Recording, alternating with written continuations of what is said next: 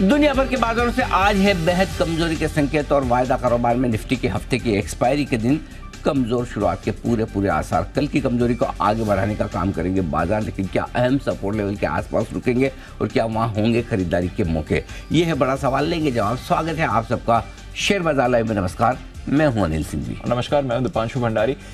Weekly expiry के लिए हो जाइए तैयार और ग्लोबल संकेत एक बार फिर से थोड़े और खराब हो रहे हैं और इस बार इजराइल हमायस नहीं, कुछ और वजह भी है जिसकी वजह से आपको रखनी है नजर बाजारों पर। तो पहले बताएं सर, आज सुबह के ट्रिगर्स क्या कह रहे हैं? ट्रिगर्स कुछ कमजोरी के आते दिखे हैं, कुछ नहीं, अच्छी खासी कमजोरी के आते दिखे हैं। वो आते दिखे हैं अमेरिका से। डाउ में 300 अंकों से ज्यादा की कमजोरी तो नैस्डैक में 200 अंकों से ज्यादा की गिरावट रही।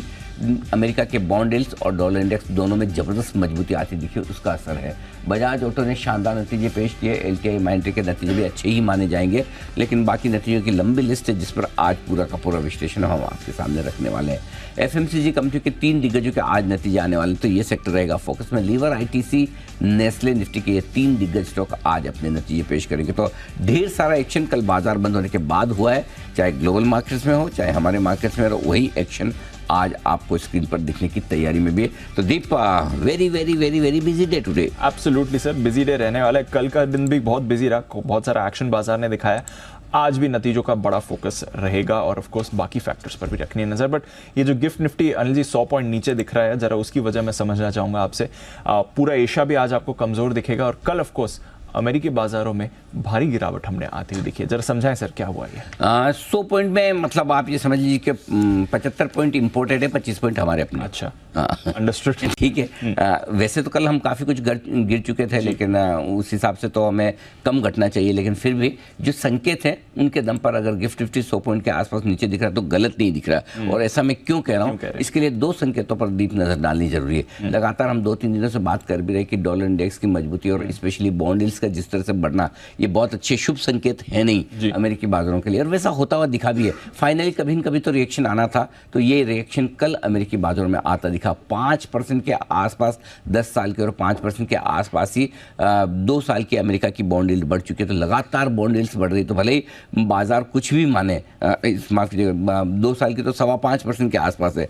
बाजार भले कुछ भी माने कि इस बार पोज होगा, आगे रेट बढ़ेंगी नहीं बढ़ेंगी अमेरिका में, इसको देखते हैं, लेकिन बॉन्ड मार्केट साफ तौर पर अपना डिसीजन दे रहा है कि नहीं, इतनी जल्दी ब्याज दरें न तो बढ़ना रुकेगी न घटना शुरू होगी। ये बॉन्ड यील्ड साफ तौर पर आपको दिखा रही है, क्योंकि इकोनॉमी में जो गर्मी है, कंपनियों के जो नतीजे हैं, रोजगार और बेरोजगारी के जो आंकड़े हैं, वो साफ तौर पर ये इशारा कर रहे हैं कि अमेरिका में महंगाई जल्दी से नीचे आएगी, इसकी संभावना कम है। तो हायर फॉर लॉन्गर वाला जो मामला है वो बॉन्ड मार्केट में साफ दिख रहा है।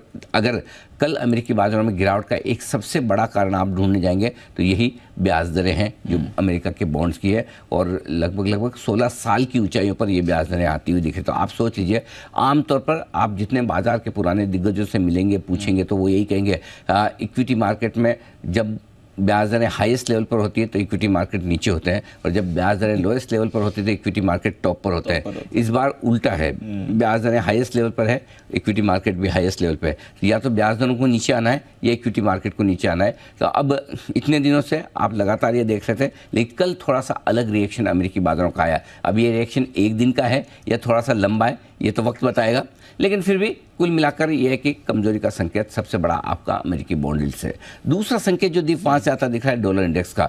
डॉलर इंडेक्स भी लगातार मजबूत होता दिख रहा है, और जब डॉलर मजबूत होता है तो बाकी करेंसीज को कमज़ोर करता है और साथ ही साथ कमोडिटीज़ को भी, और वो असर आप डॉलर इंडेक्स में भी आते दिख रहे हैं। 106.50 के आसपास डॉलर इंडेक्स अभी ट्रेड कर रहा है। तो ये 2 बड़े फैक्टर्स हैं, और हम लगातार बात करते भी हैं कि जब तक बॉन्ड यील्ड्स कमज़ोर होती नजर ना आए तब तक दुनिया भर के बाजारों के लिए रुक पाना, बढ़ पाना थोड़ा सा मुश्किल है। और मेरे ख्याल से यही एक वजह कि कल अमेरिका में एक तेज़ गिरावट देखने को मिली।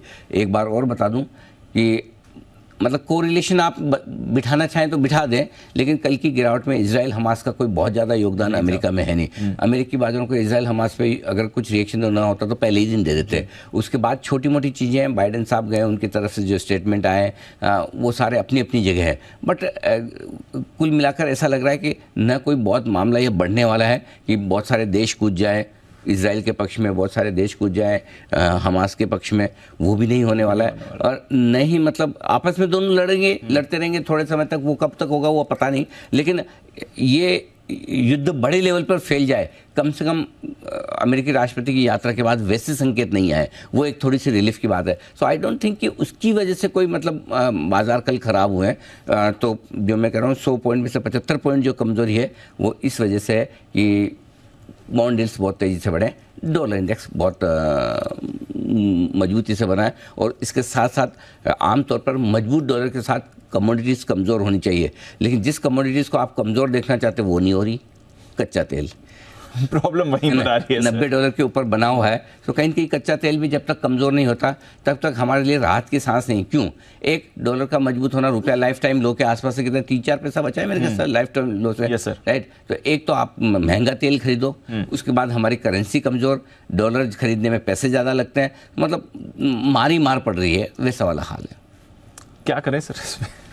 मार चौतरफा पड़ी, बिकॉज 19,800 के पास हम आए, 19,800 के ऊपर हमने क्लोजिंग दी, तब अच्छा मूड माहौल था। 2 दिन पहले की बात है, ऐसा भी नहीं कि बहुत समय पहले की बात है, 2 दिन पहले सब अच्छा दिख रहा था। इजराइल हमास की टेंशन थी बट वो बाजार इग्नोर भी कर रहा था। उसके बाद से एक तो कल टेंशन भी बढ़ती हुई दिखी, उसके बाद ये अमेरिकी बॉन्ड यील्ड का इम्पैक्ट आ रहा है, कच्चे तेल का आ रहा है। जो 4 फैक्टर्स आप बोलते हैं ग्लोबल हमें ट्रैक करने हैं, वो चारों के चारों हमारे अगेंस्ट है। अर्निंग से भी उतना बड़ा सहारा नहीं आ रहा है, तो क्या होगा फिर हमारे बाजार को? क्या निचले स्तर को टेस्ट करने के लिए अब हम तैयार हैं? आ सकते हैं, आए तो कोई गलत बात भी नहीं है। इसलिए मैं बार बार कहता हूँ लेन देन का मार्केट है। आप पिछले 2-3 दिन से देखें नदीप, एक भी बार आपको ऐसा लगा कि मार्केट खराब होगा? इसलिए हम बार बार कह रहे हैं 19,800 850 अपने कोई फर्क नहीं पड़ता, 50 पॉइंट की तेजी छोड़ देंगे, लेकिन अच्छा ब्रेकआउट होने दें। और जब तक ब्रेकआउट ना हो आप ऊपर के लेवल पे बेचते रहें। 3-4-5 बार आपने 150-200 पॉइंट बना लिए, तो आप एक बार अपने 50-100 पॉइंट लग भी गए तब भी आपको फर्क नहीं पड़ता। और एग्जैक्टली वही हो रहा है हर रोज़। आप देख रहे हैं पिछले हफ्ते में पिछले 5-6 सेशन में से लगभग सारे सेशंस आप 19,800 के आसपास 850 की रेंज में पहुंचे, और अगर वहाँ से आप बेच रहे हो तो बिल्कुल सही है। अब रहा सवाल रेंज के ऊपरी सिरे से बेच कर नीचे आने का, तो निचले सिरे के आसपास आपको खरीदारी भी करनी है। अच्छा, हाँ, ऐसा भी नहीं कि कोई मार्केट टूट कर गिर जाने वाला, बंद हो जाने वाला है, एकदम खत्म हो जाएगा। आज हमारे कारण जो है घटने के ग्लोबल कारण है। नेचुरली अगर अच्छी सपोर्ट रेंज में आएंगे तो वहाँ पर खरीदारी भी करनी चाहिए। सो पॉइंट सिंपल यही है कि ये एक तरफा मार्केट रहा नहीं, लेन देन का मार्केट है। ऊपर में आपको प्रॉफिट बुकिंग करके इंतजार करना है, और नीचे के लेवल पर जब भी आप अच्छे सपोर्ट लेवल के आसपास आते हुए देखें तब खरीदारी भी करनी है। तो दोनों तरफ आप ट्रेड करेंगे तभी आपके लिए मौका बन पाएगा। सिंपल सी चीज़ है। सो आई डोंट थिंक कि बहुत पैनिक करने की भी ज़रूरत है। हाँ, डर इसलिए लग सकता है कि 2 दिन तक लगातार अगर 100 पॉइंट घटे तो आपको लगेगा कि यार ये हो क्या रहा है, करेक्ट। लेकिन बढ़ा भी इसी तरह से 19,800 850 पे आपको बार बार रोज मौका दिया कि आप चाहें तो पोजीशन हल्की करिए, प्रॉफिट बुक करिए, वापस नीचे के लिए जगह रखें। सो आई थिंक जितने आप लाइट रहेंगे उतना बढ़िया है, ताकि क्या है आपको जब भी नीचे घटे तो लेने की जगह। और मैं बार बार कहता हूँ कि ओवरनाइट पोजीशन लॉन्ग साइड पे थोड़ी सी ज़्यादा रिस्की है। ऑफकोर्स रिस्की शॉर्ट साइड पर भी होती है, लेकिन लॉन्ग पर इसलिए रिस्की है। अब घटने का कारण क्या हो सकता है वो किसी को नहीं पता। हमास इजराइल होगा, बॉन्ड यील्ड होंगे, कोई तीसरी चीज़ होगी, ये हमें नहीं मालूम, लेकिन घट सकता है, नीचे आ सकता है। वो रिस्क जब रहती है तो आप इंट्राडे ट्रेड करें, ज़्यादा बेहतर है। अब आज चूंकि आप गैप से खुल रहे हैं, गैप से खुलने के बाद आप अच्छे सपोर्ट लेवल पे आने दें, बिल्कुल वहाँ पर हल्की फुल्की खरीदारी करें। कम गैप से खुलें तो ऊपर में प्रॉफिट बुक करके वापस नीचे के लेवल का इंतजार करें, तो कोई दिक्कत वाली बात नहीं है मेरे ख्याल से। ट्रेडिंग रेंज के ऊपरी सिरे से आप 19,435 से आप 19,850 तक आए हैं, 400 पॉइंट की आपने कमोबेश तेजी दिखाई ऊपर।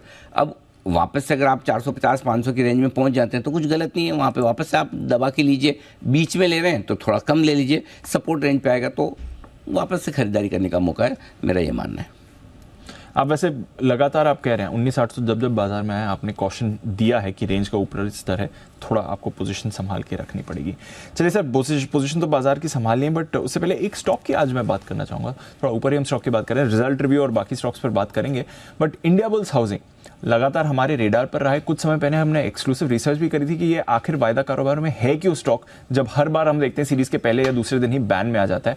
आज खबर आई है कि जनवरी सीरीज से वायदा कारोबार के बाहर जा रहा है। नहीं, ठीक है, सही डिसीजन है और एकदम सही आया, क्योंकि कई सीरीज में तो हमने देखा है कि मुश्किल से 2-4 दिनों के लिए वो बैन से बाहर रहा है, लेकिन और ये एकमात्र स्टॉक ऐसा है जो पहले दिन बैन में पैक हो जाता है, आखिरी दिन तक निकलता नहीं, तो वैसा हाल है। तो आई थिंक जो भी ये डिसीजन है वो बिल्कुल सही है। जिसको खरीदना बेचना है आराम से खरीदे बेचे कैश में। और ऐसा तो है नहीं कि भाई कोई बहुत बड़ी प्राइस का स्टॉक है कि MRF है आप नहीं खरीद सकते डिलीवरी, राइट। जिस पौने 200 रुपये का तो स्टॉक है ही। Yes. तो जिसको खरीदना है डिलीवरी में खरीदे बेचे। तो ये ऐसे स्टॉक जो लगातार बार बार बैन में रहते हो, उस पर जो एक्शन है एक्सचेंजेस या सेबी ले रही है वो बिल्कुल परफेक्ट है, सही है।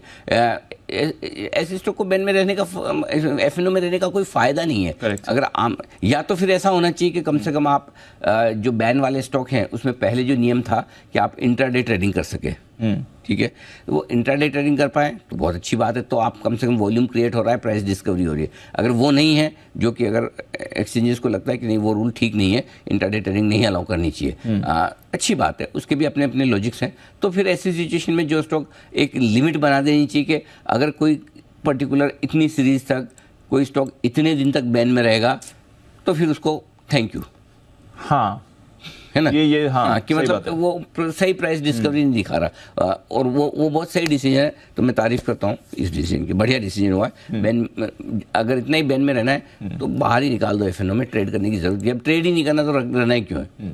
करेक्ट। उन ट्रेडर्स का क्या होगा जो इंडिया बुल्स पर रोज अपनी स्ट्रैटेजी बनाते हैं और दोनों तरफ की मूव कैप्चर कैश में बनाए, क्या दिक्कत है? क्योंकि वैसे भी बैन में तो आप एफएनओ में तो ट्रेड कर नहीं सकते डेली बेसिस पे, करना तो आपको कैश में ही ट्रेड है।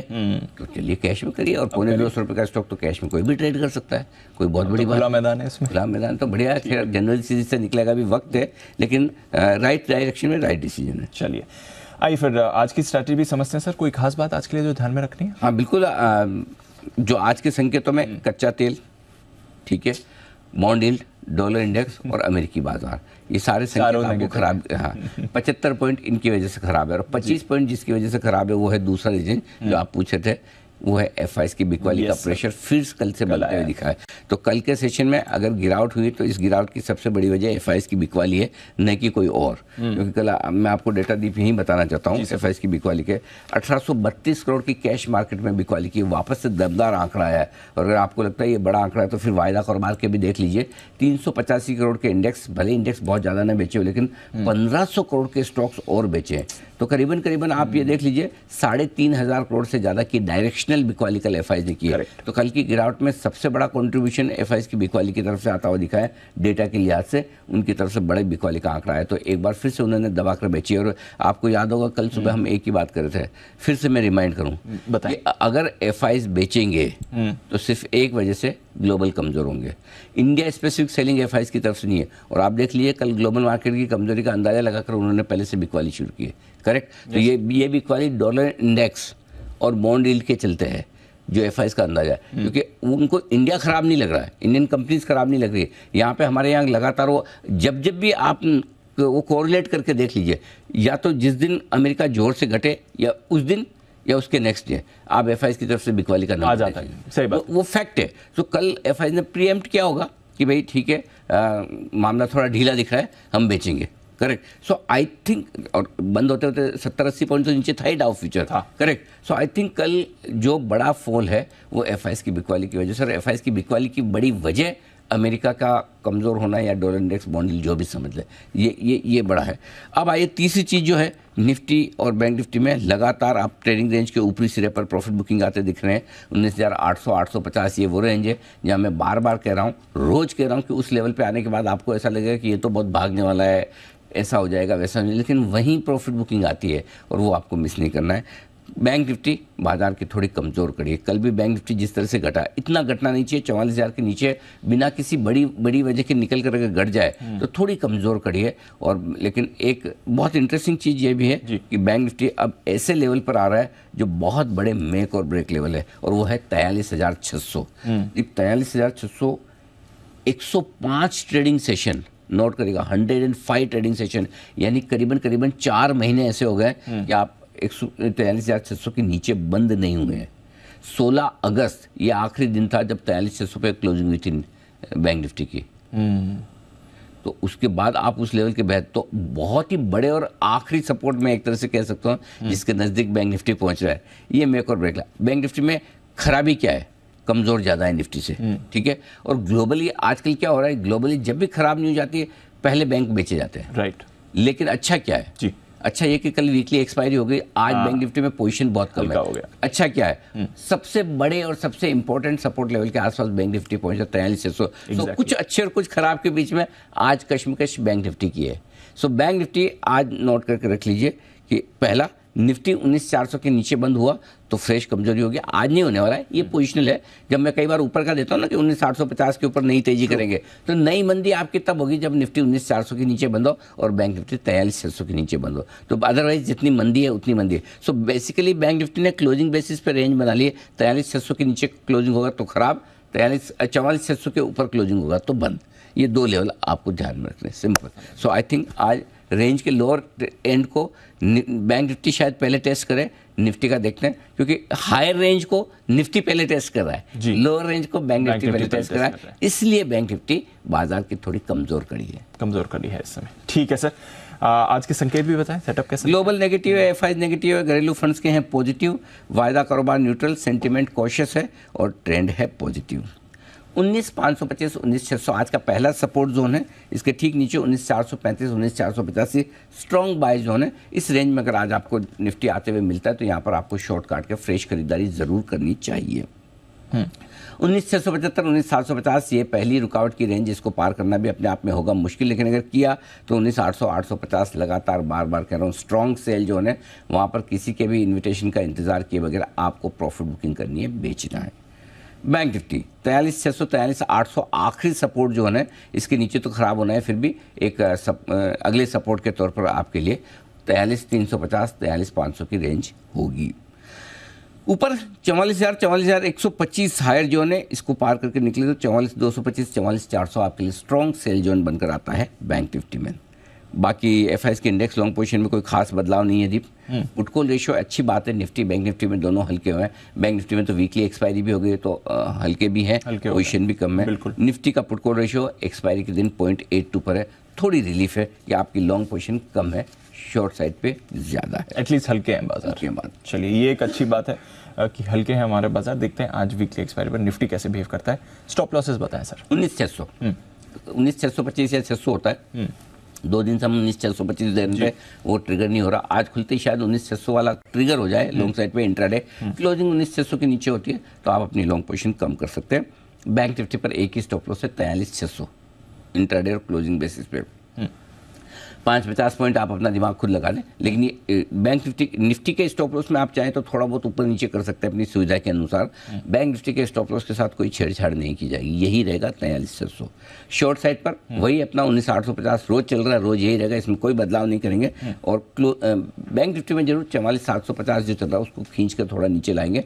44,500 अब आप कहेंगे कि बहुत दूर है, बात तो सही है, दूर है, तो इसका एक ही फॉर्मूला है, अगर बैंक निफ्टी 43,800 के नीचे चले जाता है तो फिर आप अपना स्टॉप लॉस 44,050 पे ले आइए, तब आप थोड़ा नीचे कीजिए, सीधा 450 पर नीचे करवा रहा हूँ। 43,800 तोड़ता है तो 44,050। ठीक है, नई पोजीशन सर। खरीदना है निफ्टी और बेचना भी है, दोनों काम करने। पहले बेचने का बता दूं, 19,750 के स्टॉप लॉस से बेचिए। 19,625 575 और 550 तीन छोटे टारगेट है, ये तो अचीवेबल दिखते हैं आज। 525 485 दो मीडियम टारगेट, 465 435 तक के टारगेट आज और कल के लिए बन सकते हैं आपके लिए निफ्टी में।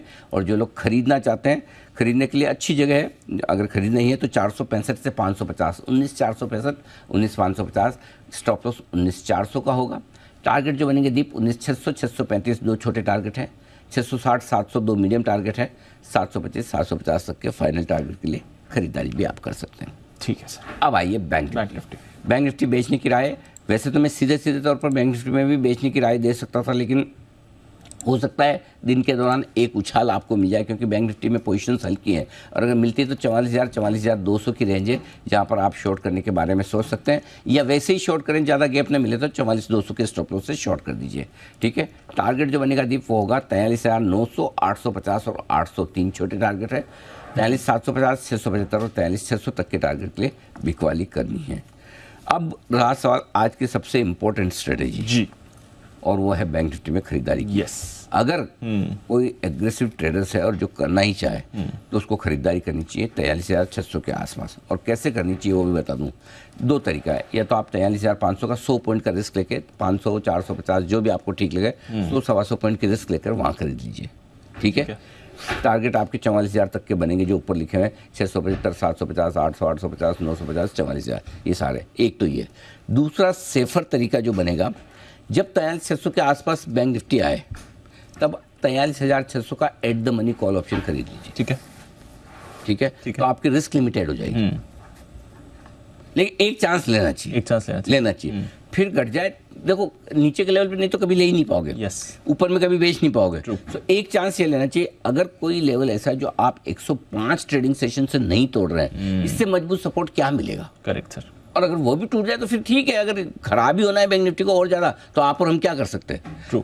तो आपको कॉल ऑप्शन 43,600 का एट द मनी वहां पर खरीदना है, ये ध्यान में रखिए। ये एक ट्रेड करके देखिए, डे एंड पर अगर 43,600 के नीचे बंद हो रहा है, थैंक यू कर दीजिए। लेकिन हो सकता है आप 43,600 का एक बार आपको 43,900 44,000 मिल जाए, या पैसा अच्छा बन सकता है, वहाँ रिस्क रिवॉर्ड रेशियो अच्छा बनेगा, तो एक चांस वहाँ ले लेना चाहिए, बस सिंपल इतना। ठीक है सर, गॉट इट। तो एक चांस वहां लेंगे, देखते हैं कैसा एक्शन आता है। बैंक निफ्टी पर आज के लिए आप खास नजर बना के रखें। वायदा कारोबार की लिस्ट एक बार फिर से बढ़ गई है। BHEL की कल फ्रेश एंट्री हो गई है बैन में, तो आज 11 स्टॉक्स हैं जो वायदा कारोबार के बैन में रहेंगे BHEL की एंट्री के बाद। अब थोड़ा डेटा समझाएं सर, FS का भी और साथ ही FS की हम बात कर चुके हैं। जहां तक बाकी डेटा का सवाल है, 19,600 हाईएस्ट ओपन इंटरेस्ट है 95 लाख शेयरों का पुट में, ये सपोर्ट का काम करेगा। तो फ्रेश कमजोरी 19,600 के नीचे होगी, तो 70 पॉइंट तक गिर रहे हैं, तब तक ये मान के चले ठीक है, रेंज के सपोर्ट के आसपास है। 19,700 अब पार करेंगे तो शुरुआत 19,600-700 की रेंज होनी चाहिए, लेकिन अगर 19,600 के नीचे फिसले तो थोड़ी कमजोरी बढ़ सकती है। 19,700 के कॉल पर 96 लाख शेयर हैं। 19,800 अब माउंट एवरेस्ट है, 1,65,00,000 शेयर आज एक्सपायरी के दिन। और दीप, आज जिस तरह से डेटा बन रहे हैं, ऐसा लग रहा है कि आज 5 करोड़ की लिमिट वीकली एक्सपायरी के दिन ऑप्शंस में। इससे ज़्यादा कि ओपन इंटरेस्ट आपको 2-2:30 बजे देखने को जरूर मिलेंगे। बैंक निफ्टी के डेटा बहुत ही कम है, नहीं के बराबर। चलिए, ये है आपके लिए पूरा का पूरा एक्शन आज का। नजर रखते हैं और स्टॉक्स पर भी रहेगा फोकस। आइए पहले रिजल्ट रिव्यू ले लिया जाए अनिल जी की तरफ से।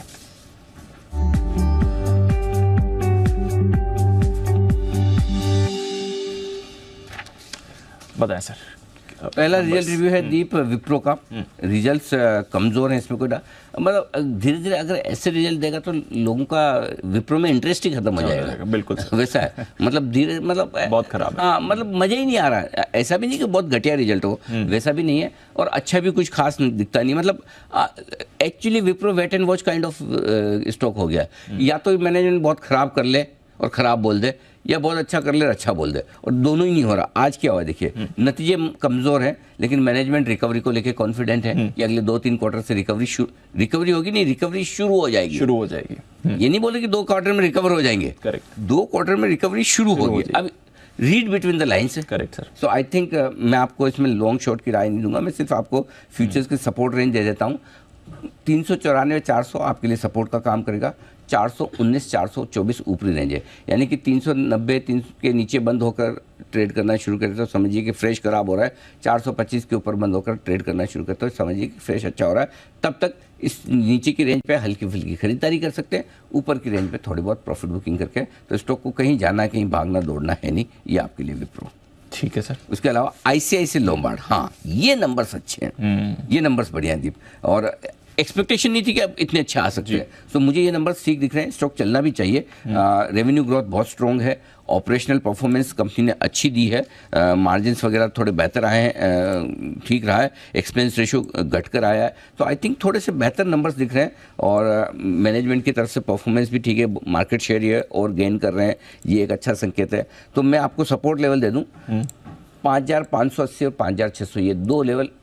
सॉरी मैं ICICI लोम्बार्ड बता रहा हूँ। तो मार्केट शेयर, इनके रिजल्ट्स मजबूत है, मार्केट शेयर अच्छा है, और मैनेजमेंट ग्रोथ को लेकर आगे भी कॉन्फिडेंट है। तो ये आपके लिए ICICI लोम्बार्ड, जो सपोर्ट है ICICI लोम्बार्ड का वो 1330 के आसपास है, और ऊपर की तरफ 1382 के आसपास का लेवल है। वैसे इन नंबर्स के दम पर मुझे लगता है कि थोड़ा बढ़ना चाहिए। रिजल्ट में पॉजिटिव साइड पर रखूंगा। रिजल्ट पॉजिटिव है, ठीक है सर। तीसरा आपका हो गया परसिस्टेंट। IT के 3 रिजल्ट से कल, विप्रो और परसिस्टेंट LTI माइंट्री। तो परसिस्टेंट यहाँ पर रेवेन्यू ग्रोथ बहुत स्ट्रांग है, बढ़िया नंबर से दीप, और ये कंपनी लगातार परफॉर्म कर रही है, ऐसा नहीं कि परफॉर्मेंस नहीं आ रही है। तो अच्छे नंबर्स हैं, ऑपरेशनल परफॉर्मेंस स्टेबल है, ग्रेट नहीं है लेकिन खराब भी नहीं है। 5,580 और 5,600, ये 2 लेवल ऐसे हैं इसके फ्यूचर्स पे जो सपोर्ट का काम करेंगे। इस रेंज, इस लेवल के आसपास आए तो हल्की फुल्की खरीदारी कीजिए। नंबर्स के दम पर बढ़कर ऊपर आए, 5,730 पार करने के बाद मजबूती बनेगी। 5,785 वो लेवल है, वहाँ पर आप प्रॉफिट बुकिंग करके बैठिए आराम से। ये आपके लिए परसिस्टेंट। ठीक है। अब आइए एस्ट्रल, मज़ा नहीं आया। नंबर्स अच्छे नहीं है, मिले जुले नंबर है, मार्जिन थोड़े से उम्मीद से कम है। मैंने लेवल निकाले नहीं क्योंकि ये नंबर्स पे आड़ा टेढ़ा रिएक्शन देता है स्टॉक, तो समझना मुश्किल थोड़ा है। मार्जिन एक्सपेंशन है वैसे, अगर मतलब एस्टिमेट से कम है बट एक्सपेंशन। हाँ, 12.25% से 16% पहुंचे, उम्मीद 16.5% की थी। सो इसलिए मैं बोल रहा कि नंबर्स को एग्जैक्टली पढ़ना मुश्किल है कि स्टॉक कैसा रिएक्ट करेगा। पोजीशनिंग भी अगर आप देखें 5 दिन में फ्लैट था, कल फ्लैट था, 3 महीने में सिर्फ 6% बढ़ा है, इसलिए ये कहना भी मुश्किल है कि स्टॉक का डायरेक्शन में जाएगा। तो इसलिए जरूरी नहीं कि हर स्टॉक पे आपको डायरेक्शन को लेना है, मार्केट को डिसाइड करने दीजिए, ये आपके लिए एस्ट्रल। हाँ, एक और बंधन बैंक बहुत खराब। बंधन बैंक कब परफॉर्म करेगा यार, मतलब पता नहीं। मतलब सबसे बड़ी चीज़ फिर से एसेट क्वालिटी खराब हो गई है। तो बंधन बैंक में अगर आप देखें तो ग्रोथ नेट लेवल पर एनपीए बढ़कर आ रहे हैं, और अच्छे खासे बढ़कर आए हैं। 50 बेसिस पर उम्मीद से ज़्यादा आपकी एसेट क्वालिटी खराब होकर आती दिख रही है। कोई रिकवरी की स्कोप है नहीं, सेल ऑन राइज स्टॉक है। 245 का स्टॉप लॉस रखें फ्यूचर में, थोड़ा दूर है। अगर गलती से बढ़कर आए ऊपर तो इसको बेचना है आपको।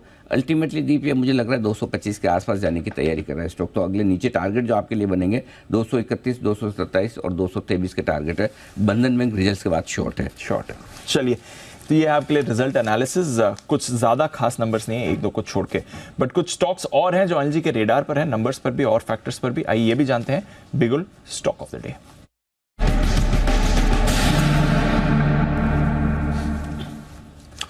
Yes sir. सबसे पहले बजाज ऑटो, बिल्कुल हमारा बजाज, बिल्कुल गजब नंबर है, बहुत बढ़िया। मतलब हर एक पैरामीटर पे आगे पीछे दाएं बाएं घुमा कर देखें, नंबर्स कहीं खराब नहीं दिखेंगे, एक्सेप्ट थोड़ा सा एक्सपोर्ट जो अभी तक बढ़िया नहीं है। लेकिन अब इसको एक्सपोर्ट पे चलना भी नहीं है, इसको घरेलू बिक्री पे ही चलना है। एक्सपोर्ट इसी कंपनी के खराब नहीं है, सारे सेक्टर की सारी कंपनियों की खराब है। ग्लोबल माहौल को देखते हैं 5100 स्टॉप लॉस का लेवल है, 5200 और 5260 दो टारगेट तो मिनिमम रख के चलिए। मैनेजमेंट की कमेंट्री भी बहुत बढ़िया है और रिजल्ट्स तो शानदार हैं ही, इसमें कोई डाउट नहीं है। जिस तरीके से आप देखें बहुत बढ़िया नंबर्स हैं। तो पहला stock of the day Bajaj auto है, और जब पहला बोल रहा हूँ तो और भी होंगे दूसरे। yes, दूसरा है इंडसइंड बैंक। इंडसइंड बैंक में भी फ्यूचर्स में खरीदारी करने की राय है।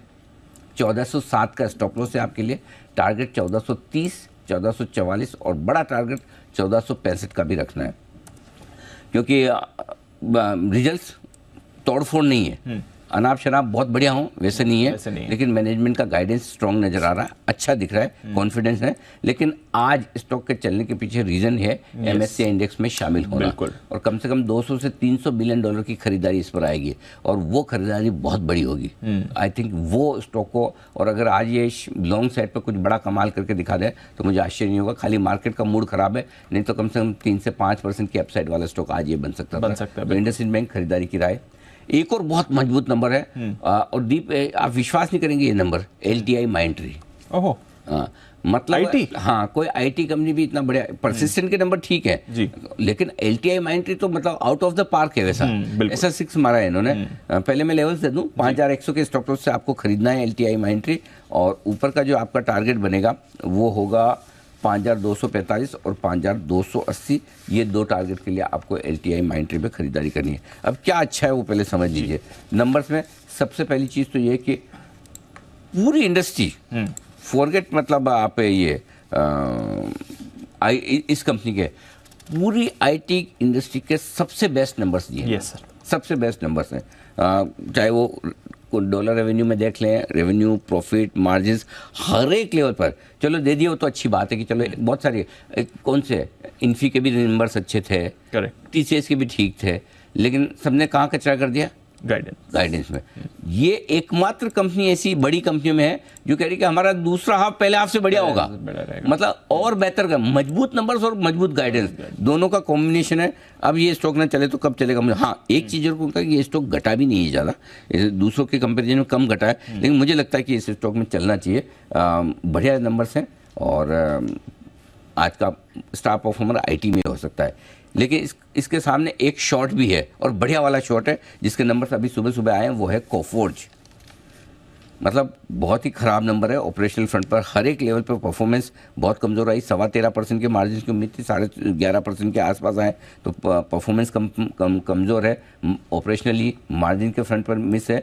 हालांकि एक इंटरेस्टिंग चीज़ देखिए, अभी मेरे ख्याल से 8:30 बजे के आसपास ही कॉल भी है मैनेजमेंट की, लेकिन प्रेस रिलीज में उन्होंने रेवेन्यू ग्रोथ गाइडेंस बरकरार रखा है। तो नंबर्स उम्मीद से कम है, लेकिन फिर भी ग्रोथ गाइडेंस बरकरार रखा है। तो थोड़ा सा मैनेजमेंट कमेंट्री सुन लीजिएगा, अगर उसके हिसाब से ज़रूरत हुई तो हम अपनी कॉल चेंज करेंगे। बाकी अगर कमेंट्री न्यूट्रल है तो फिर ये नंबर्स बहुत ख़राब है। और सबसे बड़ी दिक्कत क्या है दीप, सबसे महंगा IT स्टॉक है, 37 के P मल्टीपल पर ये चल रहा है। और एक और बड़ी बात देखिए, पुराने प्रोमोटर सब बेच के निकल गए, अब नंबर्स हो रहे हैं ख़राब। करेक्ट, अब हो रहे हैं, तो अब नंबर्स ख़राब हो रहे हैं। तो मेरे ख्याल से 5115 के स्टॉक से बेचा जा सकता है। 5005, 4950, 4905 और 4875 4 टारगेट के लिए बिक वाली की राय आपके लिए गो फॉर। चलिए, तो ये है आपके लिए सारे के सारे स्टॉक्स और साथ ही रिजल्ट रिव्यू भी आते हुए। कई सारे काउंटर्स हैं जहां पर आपको एक्शन दिखेगा, ध्यान से इन सबको ट्रैक करिए। आइए बाकी स्टॉक्स, खबरें और नतीजे भी जानते हैं। और 9 बजे जी IPO पर भी हाँ बिल्कुल तैयारी है, बिल्कुल। और आज एक और नवरत्न SIP भी बहुत ही बढ़िया, बहुत ही इंटरेस्टिंग, बहुत ज़बरदस्त स्टॉक आपके लिए नवरत्न SIP में आज मैं लेके आया हूँ। चलिए, तो बहुत सारे स्टॉक्स पर करनी है चर्चा। आइए पहले हमारी टीम से बात करते हैं। हाँ। लाया हूँ स्टॉक को, लोगों को पसंद आए, कम आए, ज़्यादा आए, नहीं आए, वो मुझे नहीं पता, but talk of the town जरूर होगा। टॉक ऑफ द टाउन होगा? ओह क्या बात है, अरे वाह। चलिए, इंटरेस्टिंग हिंट दे दिया, टॉक ऑफ द टाउन तो होना ही है। हाँ, देख लीजिए। चलिए, अच्छा है, ट्रेलर अच्छा है, पिक्चर का इंतजार है। जानेंगे थोड़ी देर में एनएलजी से उनका नवरत्न SIP शेयर भी। आइए बात करते हैं नतीजों की और साथ ही ब्रोकरेजेस। नुपुर, अरमान, आशीष तीनों हैं तैयार। नुपुर, मॉर्निंग बताएं, ट्रिगर्स और खबरें कौन सी हैं आज के लिए? Good morning. रिजल्ट सीजन है, कंजम्पशन से आज बड़े प्लेयर्स अपने नंबर्स घोषित करेंगे। HUL, Nestle, ITC, UltraTech cement के आज नतीजे आने वाले। FNO में देखें तो Havells, emphasis, Voltas, Tata communication, PVR, INOX और UPL के भी आज आने वाले हैं नतीजे। नेस्ले नतीजों के साथ डिविडेंड और शेयर विभाजन पर भी विचार करने वाला है, यहाँ पे अनाउंसमेंट आएगी। सामी होटल्स पे रखनी है नजर। 50% एंकर लॉक इन जो है 30 डेज का, वो आज ओपन हो जाएगा। ग्लोबल में USA में जो फेड चेयरमैन है वो आज इकोनॉमिक क्लब ऑफ न्यूयॉर्क में बात करेंगे, तो यहाँ पे जो उनकी कमेंट्री होगी वो भी इंपॉर्टेंट रहने वाली है। IPO के लिहाज से IRM एनर्जी जो पहला दिन था कल, अब तक करीबन 1.25 गुना बढ़ता हुआ दिखा है। रिटेल में देखेंगे तो यहाँ पर भी 1.25 गुना का सब्सक्रिप्शन यहाँ पे पहले दिन आते हुए नजर आया। हुडको जिसका ऑफिस रनिंग है आज रिटेल कैटेगरी के लिए ओपन हो जाएगा। फ्लोर प्राइस 79 रुपीज़ के। नॉन रिटेल कैटेगरी में 210% का ओवर सब्सक्रिप्शन मिला है और ग्रीन शो ऑप्शन के तहत अतिरिक्त 3.5% हिस्सेदारी का भी विकल्प जो है वो चुना गया है। नतीजों में कैश में IIFL फाइनेंस पर रखनी नजर। अच्छे परफॉर्मेंस रही है कंपनी की तरफ से। NII देखें तो 29% से बढ़कर आते हुए दिखे। मुनाफे में 25% की बढ़त दिखेगी। Gross NPA, net NPA stable रहे और AUM भी देखें तो 32% की मजबूत ग्रोथ यहाँ पर भी आती हुई नजर आई है। UTI AMC पर रखनी है नज़र। कमज़ोर नतीजे आपको यहाँ पे नज़र आएंगे। दूसरी तिमाही के कंपनी की आय देखें तो 7% से गिरकर आती हुई दिखे। कामकाजी लेवल पे 14% की गिरावट दिखेगी। मार्जिन में भी आपको 400 बेसिस पॉइंट की गिरावट नज़र आ रही है और मुनाफा भी देखें तो 8.5% से गिरकर आते हुए नज़र आया है।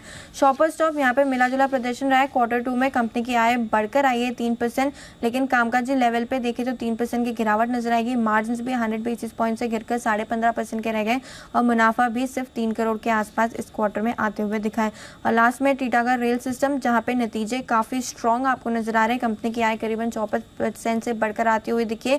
कामकाजी लेवल पे 2x से मुनाफा बढ़कर आया, 55 करोड़ से बढ़ के 115 करोड़।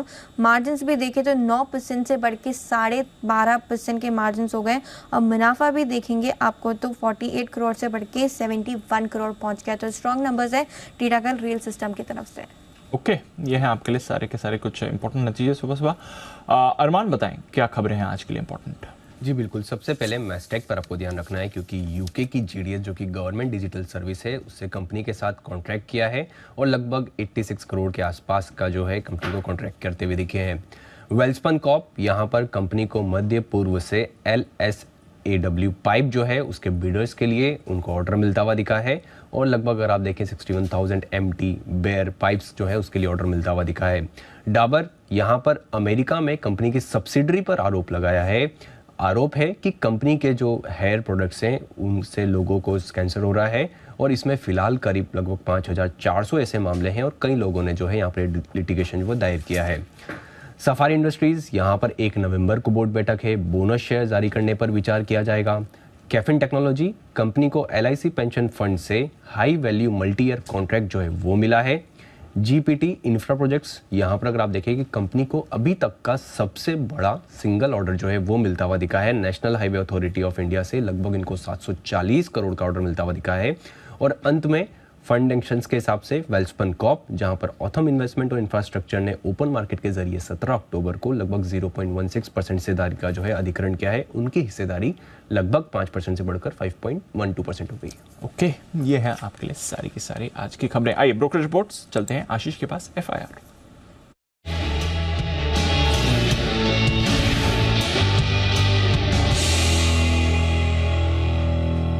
ढेरों नतीजों का रिएक्शन है। आशीष, पहले तो जो बड़ी कंपनीज के नतीजे आए हैं उस पर ब्रोकरेज का क्या कहना है? Good morning Deepanshu. Bajaj auto के साथ करते हैं शुरुआत। नतीजे अच्छे देखने को मिले। मॉर्गन स्टैनली ओवरवेट की रेटिंग को बरकरार रखे हैं, लक्ष्य 5,449 रुपये का दिया है। वहीं JP मॉर्गन ने ओवरवेट की रेटिंग दी है, लक्ष्य 5,760 से बढ़ाकर 6,100 कर दिया। और जेफरीज ने भी खरीदारी की राय के साथ टारगेट प्राइस इंक्रीज किया है, 5,560 से बढ़ाकर 6,000 रुपये का टारगेट दिया। और मानने की मार्जिन में काफ़ी बढ़िया रिकवरी यहाँ पर देखने को मिली है। साथ में अगर आप देखें तो मैक्वारी EV रैंप अप को काफ़ी क्लोजली वॉच कर रहे हैं। कमेंट्री और टारगेट प्राइस के लिहाज से अगर आप देखें तो लगभग सभी को बजाज ऑटो के नतीजे पसंद आए। इंडसइंड बैंक यहाँ पर भी खास नज़र रखनी है।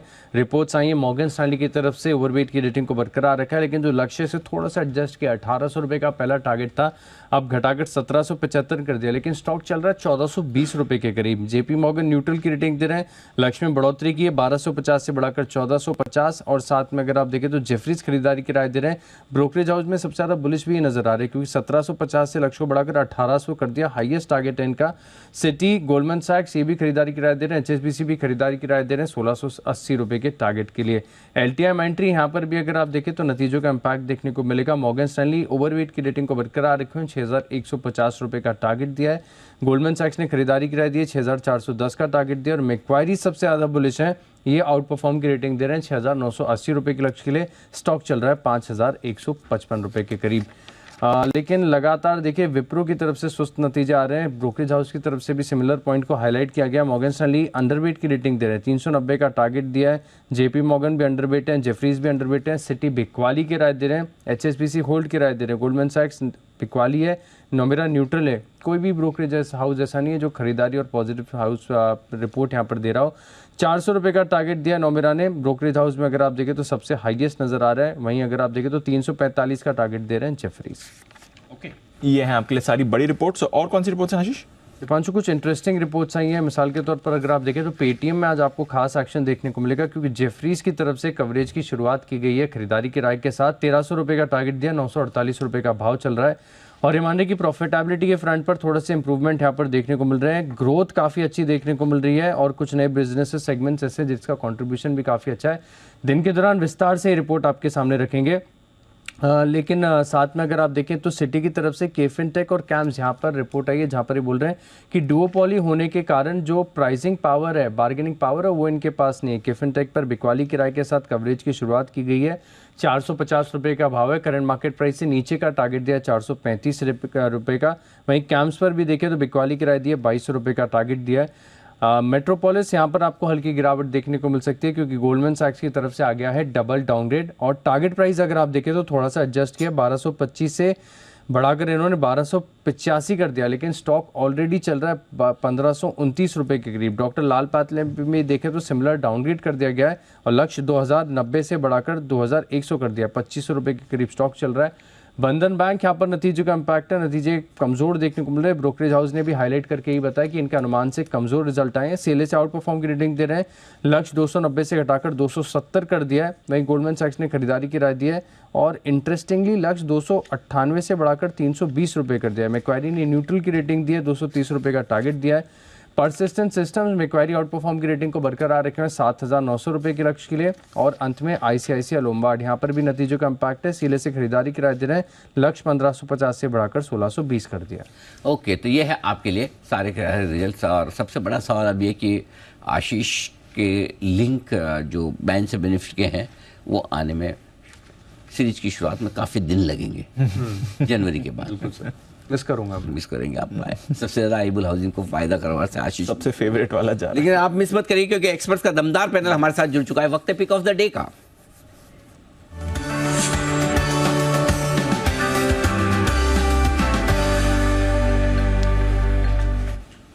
और आज का रंग चूंकि पीला है तो चारों एक्सपर्ट कहीं न कहीं डायरेक्टली इनडायरेक्टली पीले रंग में रंगे हुए हैं, बिल्कुल नजर आ रहे हैं। दो की टाई पीली है, एक की शर्ट पीली है और एक की शर्ट में चेक्स ही चेक्स दिख रहे हैं। तो कुछ ना कुछ मतलब शुभ रंग के साथ आप सबका बहुत बहुत शुभ स्वागत है। गुप्ता जी शुरुआत करें सर, बताएं पिक ऑफ द डे। सुप्रभात अनिल जी, सभी को सुप्रभात। अनिल जी, पिक ऑफ द डे रहेगा परसिस्टेंट सिस्टम्स, जिसमें कि कंडीशनल बाय करके चलने की सलाह है। कल नंबर्स आए और उसके बाद देखना होगा कि स्टॉक कैसे रिएक्ट करता है। बट चार्ट सेटअप जो है वो एक अच्छी तेजी के बाद एक साइडवेज कंसोलिडेशन में है और मुझे लगता है कि अगर आज रिजल्ट्स के बाद स्टॉक 5800 के ऊपर निकलता है तो स्टॉक में एक अच्छी शॉर्ट कवरिंग रैली की शुरुआत हो सकती है। तो 5800 के ऊपर अगर निकलता है तो परसिस्टेंट सिस्टम्स में कंडीशनल बाय रहेगा। टारगेट्स रहेंगे 5950 से 6000 तक के और स्टॉप लॉस मेंटेन करना है 5720 का। तो परसिस्टेंट सिस्टम्स आज के लिए पिक ऑफ द डे।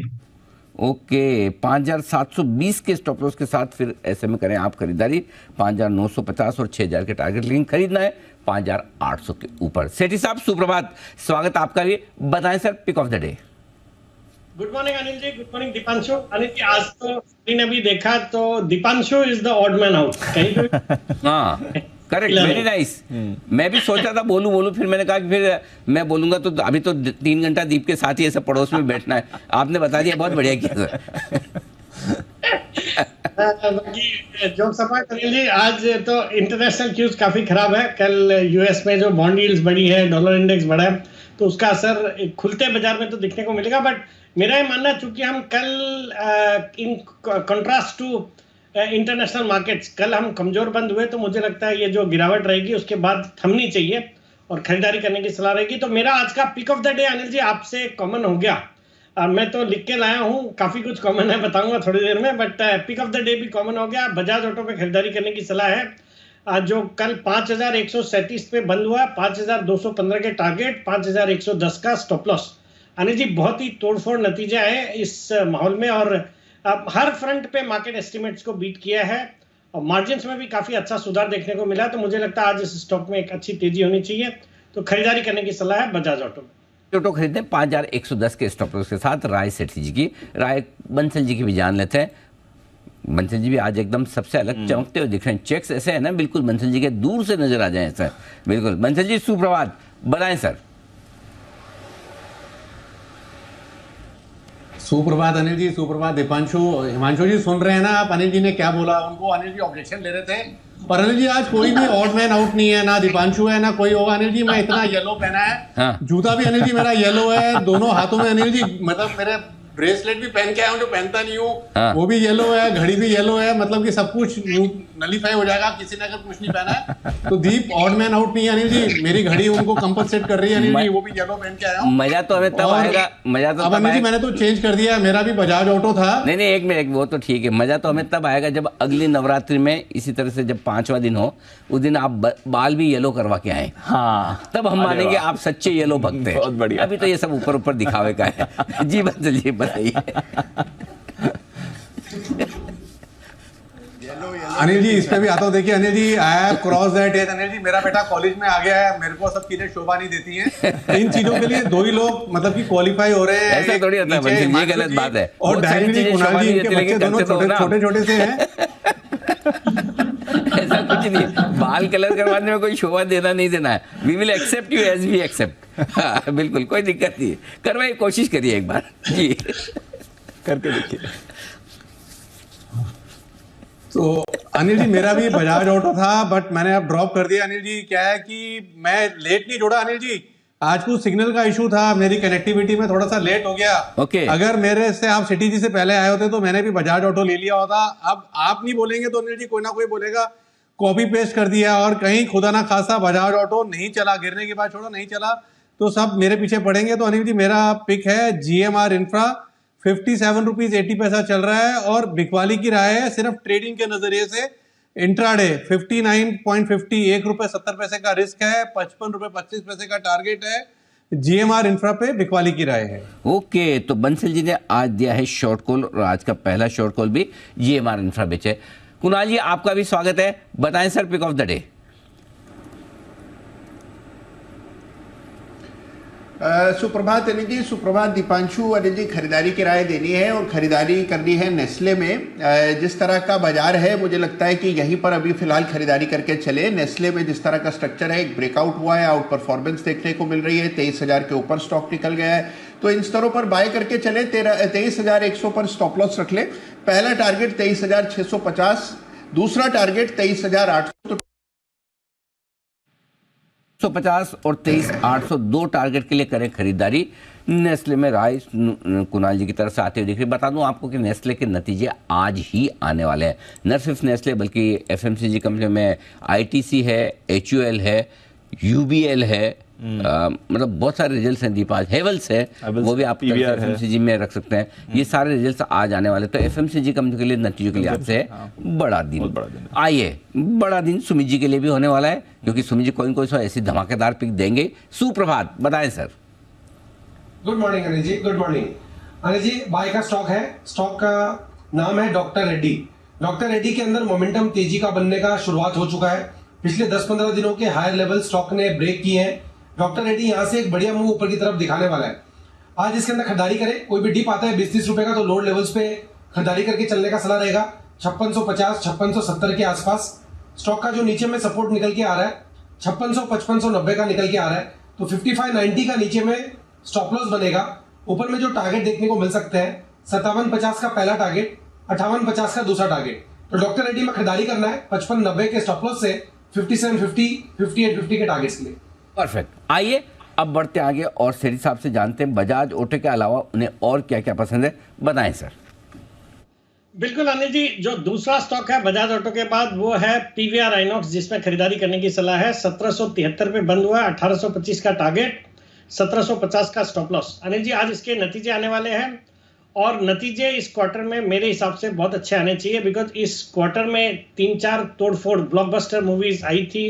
एक तो जवान जिसने सब रिकॉर्ड्स तोड़ दिए, फिर गदर 2, ओ माय गॉड 2, तो ये सब मूवीज के कारण मुझे लगता है अच्छे रिजल्ट्स रहेंगे इस क्वार्टर के। और आने वाले दिनों में ये टाइगर 3 भी रिलीज हो रही है, शायद नवंबर फर्स्ट वीक या सेकंड वीक में। मुझे लगता है ये स्टॉक अच्छा करना चाहिए, तो इसमें खरीदारी करने की सलाह। तीसरा स्टॉक है जीएनएफसी पे खरीदारी करने की सलाह है। पिछले वीक भी इसको मैंने रिकमेंड किया, वहां से बहुत अच्छी तेजी हुई है। टीडीआई के प्राइजेस काफी बढ़े हुए हैं और आज शायद ये स्टॉक आज भी बैन में है। हाँ, बैन में है आज भी, तो कैश मार्केट में खरीदारी करनी पड़ेगी रिटेल निवेशकों को। बट खरीदारी करने की सलाह जीएनएफसी में for a target of 680, stop loss of 660। और चौथा और पांचवा स्टॉक तो अनिल जी वापिस से क्लैश हो गया। अनिल जी, मैं लिख के लाया हुआ हूँ पहले से ही। इंडसइंड बैंक, जिसके नतीजे तोड़फोड़ है, अच्छे नतीजे हैं, प्लस जो भी खबरें आ रही है एमएससीआई इंडेक्स में इंक्लूजन होगा, तो इंडसइंड बैंक में आज तेजी करनी चाहिए, खरीदारी करने की सलाह। और ये स्टॉक आपने भी दिया है। 1420 का लेवल था इसका कल बंद होने का, 1460 का आज का टारगेट है, 1405 का स्टॉप लॉस। और पांचवा स्टॉक भी अनिल जी सेम है, एलटीआई माइंट्री। मतलब इस माहौल में जब आईटी कंपनीज ने बहुत खराब मतलब रिजल्ट्स अच्छे दिए तो भी गाइडेंस बहुत खराब दिया, मुझे लगता है इस कंपनी के जो कल बाजार बंद होने के बाद नतीजे आए, नतीजे बहुत ही अच्छे हैं और बाजार को पसंद आने चाहिए। और ऐसे सेक्टर जहां पे एक्सपेक्टेशंस नहीं थी, मुझे लगता है स्टॉक अच्छा करेगा।